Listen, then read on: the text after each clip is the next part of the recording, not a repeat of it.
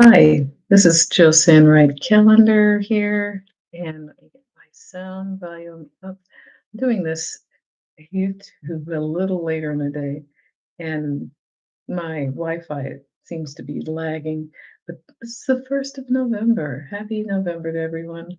And I just wanted to extend the offer to go onto our website, www, of course, mattjointl.com, because I have a special offer on the Happy Little Garbage Truck books for both individual autographed copies and for classrooms. So, but the last time I was here and I wanted to express a real, this you can, this is what happens to me.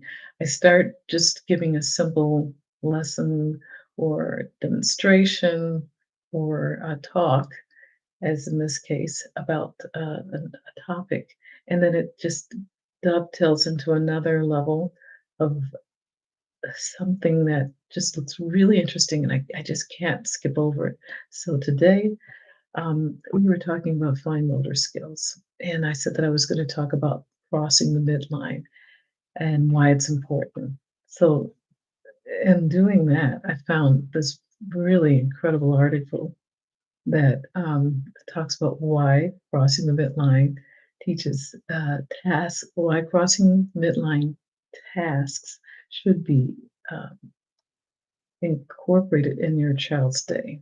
But this is by a Kinetic Edge Physical Therapy group, and I will put their link in my description box. But this article is just so rich with information. And as I looked over it, I said, okay, I have to share at least parts of it, and then I'll extend this talk to another time. But there are 9 benefits that they outlined for crossing the midline. And who knew? Okay, so the first one I was aware of, and that's what I mentioned in my last talk, that it's critical for developing cognitive functions. And the physical therapists that I worked with my class were talking about it helps children think better. So that is why this function, doing these crossing midline tasks, increases problem solving, reading, writing, math skills. And, so these are just, of course, academic skills that all children need.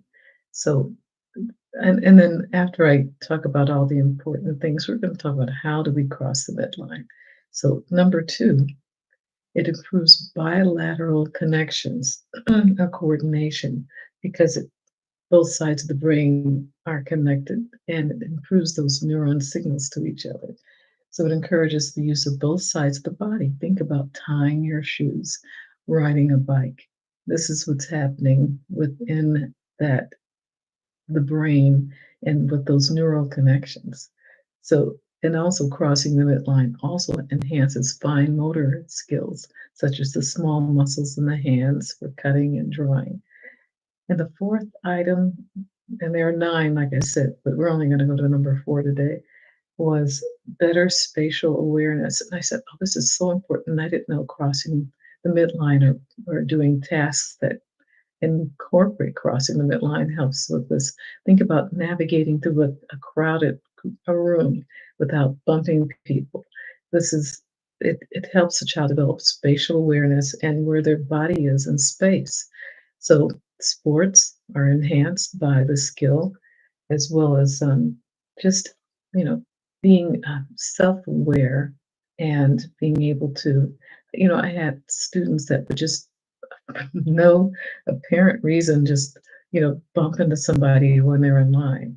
It's because they turned around and they didn't adjust for the line stopping and they kept moving, and so you know just it's eye hand body coordination and being able to put on those brakes in time.